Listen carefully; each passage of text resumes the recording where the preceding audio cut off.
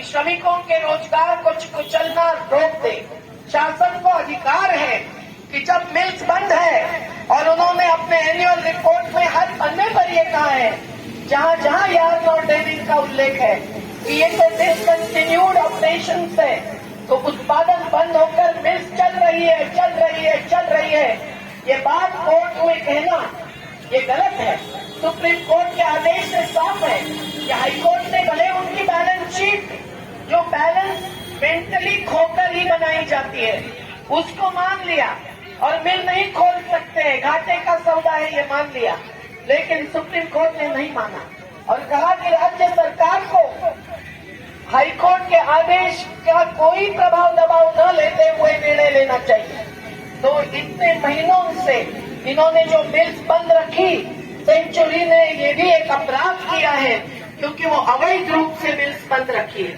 साथियों, अब बीआरएस की नोटिस लगाते हुए ये लिखना कि कोई भी श्रमिक और कर्मचारी को मंजीत ग्लोबल और मंजीत कॉटन अपनी नौकरी में नहीं लेना चाहते हैं, इसलिए बीआरएस लगा रहे हैं। और दूसरी बाजू अभी बीआरएस लिए हुए लोगों को ढूंढना और उनको वापस अंदर बुलाना, मतलब खुद तो मिल्स नहीं चला सकते, खुद मेंटेनेंस भी नहीं कर सकते। बनाता हिंदुस्तान, दादागिरी नहीं चलेगी, गुंडागर्दी नहीं चलेगी, बड़े बड़ा ठगोरों को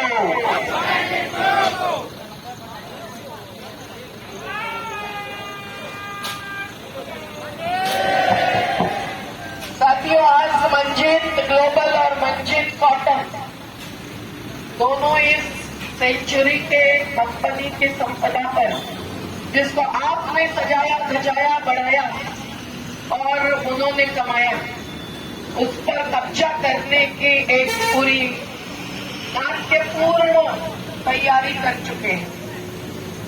मंजीत कॉटन यही थे जो पहले कॉटन किसी भी प्रति का लाते थे और अपना हिसाब लेके जाते थे, सही है ना? और आपको मालूम है कि कंपनी घाटे में जाने का एक कारण वो भी था। हम ये भी जानते हैं कि अब मंजीत कॉटन और मंजीत ग्लोबल ने कह दिया कि हम किसी भी सेंचुरी में काम करने वाले श्रमिक या कर्मचारी को अपने मिल्स में नहीं लेंगे।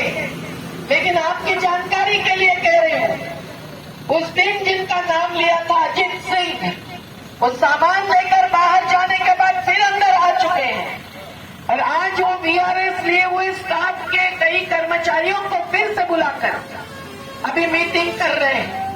मतलब उनको पूर्व के श्रमिक और कर्मचारियों के बिना मिल्स चलाना संभव नहीं है। तो ये जो उद्घाटन कर रहे हैं वो उद्घाटन से कुछ नहीं होता। इन्होंने जो सरकार को फंसाने की साजिश की है, वैसे ही श्रमिकों को भी फंसाने की साजिश की है। इसलिए हम लड़ेंगे।